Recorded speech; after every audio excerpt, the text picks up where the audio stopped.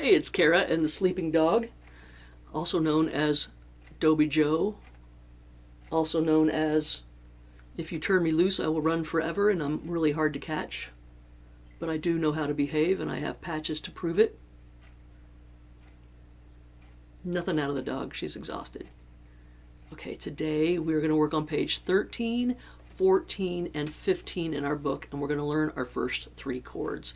But before we do that, let's look at page 13 together and talk about this diagram and what I've got written across the top, which is basically, what is a chord anyway, okay? When I pick a single note like this, that is a note. That's a note all by itself, a single note. Here's another single note, okay? That just happened to be our G string open, and that is a G note. If I fret that G on the 2nd fret, that is an A note, okay? So notes are single tones that we play, whether it's an open string or a fretted note, they're notes. Now when we combine them and we play several at the same time, we are playing a chord, all right? Let's talk about this diagram, because you're going to learn your first 2 easy chords today. When you look at this diagram on page 13, I'm showing you a hand that's got numbers above it. Now the number 1 finger, number 2 finger, number 3, number 4, and then you look at the chart right above that, it shows you where to place your first finger. So that black dot with a 1 in the center of it means your first finger goes there. The black dot with the 2 means that your second finger goes there, okay?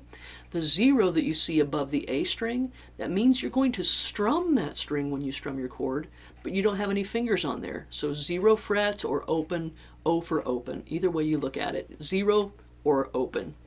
And then there's an X above the E string, the low E string, and that means when you strum this chord, I don't want you to strum that string. Do not include it in your strum, okay? All right, so let's talk about our first chord. At the top of the page of 14, I talk about this thing that I do with all of my students, which is probably different from any other guitar player in the country, because it's weird to think that you're going to learn 2 jazz chords for the very first 2 chords you learn. The reason I like these 2 chords is one of them only involves 2 fingers, and the second one you're going to learn only involves 1 finger. And it's really a nice thing to do to practice how you're going to shift from chord to chord, okay, without involving all this crazy stuff having to go on, all right? It's simple. The other most important thing about that is the A minor 7 and the E minor 7 chords sound really, really cool.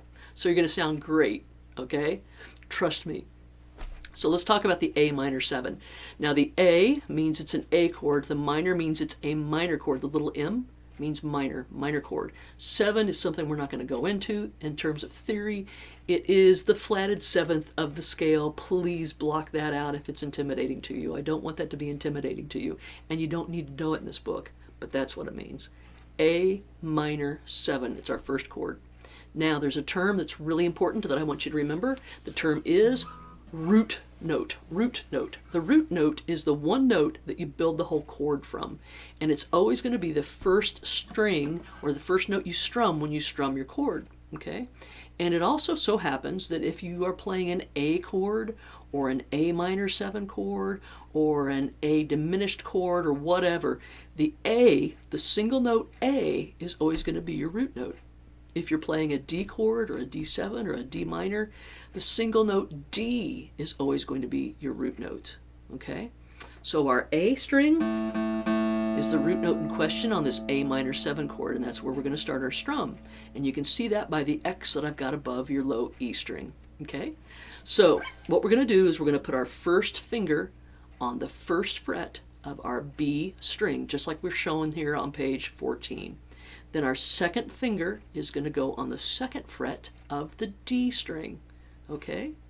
Now, sometimes when I talk like this, I know that I have some students and it's like the doors just slam shut, okay? I'm going to ask you to breathe if this is intimidating. Breathe, open your mind, maybe turn off the video, read page 13 and 14 again, and then come back to the video, okay? It's a lot to think about, I know. First finger, second finger, like that, on the 2nd string and the 4th string, okay? Now, one of the most incredibly important exercises that I've ever made up is called the open, spread, and repeat exercise. Sometimes I call it the open, stretch, and repeat. What we do, because everything is all about muscle memory when you're playing and learning an instrument, okay? We can tell our fingers to do something, and if we show them how to do that slowly over and over again, they're going to go, we got it, we understand this. It's called muscle memory, all right? And you can treat them like they're their own separate little entity, and you're showing them what to do.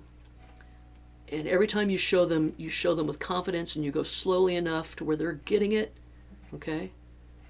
And then they'll just always do it for you. Trust me, I could tell you a million stories that I've seen this work, okay? So what we're going to do is we're going to put our fingers exactly where we need to put them for the A minor 7 chord. And then we're going to open our fingers up, stretch our fingers out, and then very slowly put them exactly in the same position that we had them in before, given that that's the right position, okay? So every time we play our A minor 7 chord, we're telling our fingers, hey, when you play A minor 7, I want you to go exactly to these spots, okay? If you're learning a chord or any song for any matter, and every time you play that chord or that note or whatever, you're throwing your hand across there and then you have to adjust, you are basically telling your left hand, hey, every time you play that, I want you to throw your fingers across there and then adjust. That's not ultimately what we want, okay? Trust me, you got to go slow, develop that muscle memory. Don't just slam your fingers across the fretboard in the wrong place and then adjust them. You will be sorry, okay? You will learn a lot more and retain a lot more if you practice the way I'm giving you all these practice tips. Trust me, I've been at this for years and years and years and years. I'm 61 years old. I have taught thousands of people to play instruments, and I know what I'm talking about. You gotta go slow. If you've tried playing the guitar before and you haven't done some of the cool tips that I've given you here in this book, you might have gotten a little frustrated and not succeeded. All right? I like to go slow, and I like to give you baby steps and great slow exercises to do, okay? All right, so that is what we call the incredibly important open, spread, and repeat exercise. So put your fingers there after you've done this exercise a few times. You want to start with your pick on your A string and strum down through your 5 strings, okay? Okay, now at the top of these videos, I'm still working out my audio issues. I hope that doesn't sound too distorted or buzzy. The volume needs to be at a certain level for you to hear me clearly, but not too loud to distort my guitar. So forgive me if it sounds a little distorted. I'm going to work out the kinks as we go, okay? All right, let's turn the page. That was your A minor 7. Now we are going to lose? Now we are going to learn our E minor 7 chord, okay? Very simple. I love teaching this chord because it sounds cool and it's so easy to play. I want you to take your second finger, place it on the 2nd fret of your A string, just like that diagram is showing you at the top of page 15. Now, your root note it's an E minor 7, so your root note is the E string, okay? You're going to strum all 6 strings, okay? Let's do it together. 1 on the count of 4. 1, 2, 3, 4.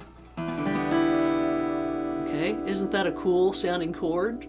All right, that is your E minor 7 chord. All right, you'll want to do your open, spread, and repeat exercise back and forth on this a lot. Now remember, might be a good time for me to remind you, I don't want your thumb like this, and I don't want your thumb wrapped around the front like this. I want your thumb like I showed you in that first illustration in the beginning pages of this book, more like you're trying to thumb a ride and it's right there. Okay, that's the way it's most efficient. You're going to get the most use out of this muscle if you've got your thumb in that position. An analogy I like to use a lot is if I was going to put an easily cracked nut in the palm of your hands, okay? You wouldn't put it here in the palm of your hands and go like that to try to crack it, right? You would put it right here and you would go like this. That right there, that's what's working when you're pressing down on your fretboard. Okay, if you've got your thumb up here, what are you pressing against? There's nothing to press against, okay? Or you might end up doing something crazy like that and pressing your fingers all the way up toward your palm, and that's not going to work for you. All right, so keep that thumb in position. I could go on, and I won't. I'll stop. Okay, so I want you to do the open spread and repeat exercise on your E minor 7, then repeat it on the A minor 7 a few times and get used to those. Then we're going to try them together. Before we even strum, we're going to put our A minor 7 in place, and when we go to our E minor 7, we take our middle finger and we shift it to that A string and lift up the index finger. Okay, we go back by shifting it down and replanting the index. That's our A minor 7, E minor 7. Look how little I have to move my fingers. A minor 7, E minor 7, A minor 7, E minor 7. Now you'll notice when I go from one to the other, I'm not straightening my fingers out and then laying them back down. I'm keeping my fingers really relaxed and just letting my middle finger find its way back to that A string. Okay? All right. Let's go ahead and strum the exercise on page 15, and then we'll be done with this lesson. See if we can get a good click going. Okay, now I am going to slow this down even more, and we're going to go every other click like we did on our 1, 2, 3, 4 exercise, which you should warm up every time you play your guitar. Remember that, okay? Okay, A minor 7, where this diagram is laid out, I've given you downward strum marks, and they're indicated by those bars, the 4 bars. Now what that means is you're going to strum your A minor 7 chord 4 times, and then without breaking the beat, without stopping, we're going to go to the E minor 7 4 times.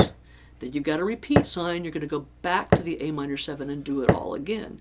And you're going to repeat that until you cannot stand to repeat it anymore. Okay? I'm going to try to strum nice and softly here so I don't distort the guitar. I'm going to count us off, and we're going to try it together. 1,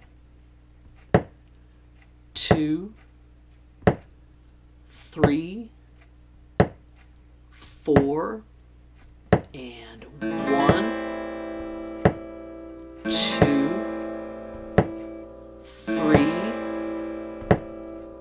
4. Now you should be panicking now because that's too fast. I was thinking of something else and I didn't start that right. We're not going to go that fast. We're going to go every other beat like I counted us off. Kara, let's stop and start again. I'm going to count us off again, okay? Now, I'm going to ask you for patience when I make occasional mistakes like that in these videos, but you know what's more important than that? You got to have patience with yourself. Have patience with yourself and practice these things with me slowly. Okay, let's try it again. 1, 2, 3, 4. Here we go. And strum, click, strum, click, strum, click, strum, click, and shift. E minor 7.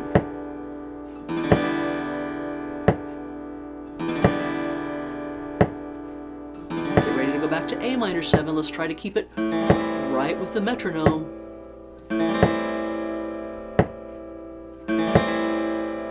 Make sure you're breathing. It's really easy to hold your breath. Okay, we're going to go one more time on the A minor 7. Here it comes, back to A minor 7. 1, 2, 3, 4. Last E minor 7 here. 1, 2, 3, and 4.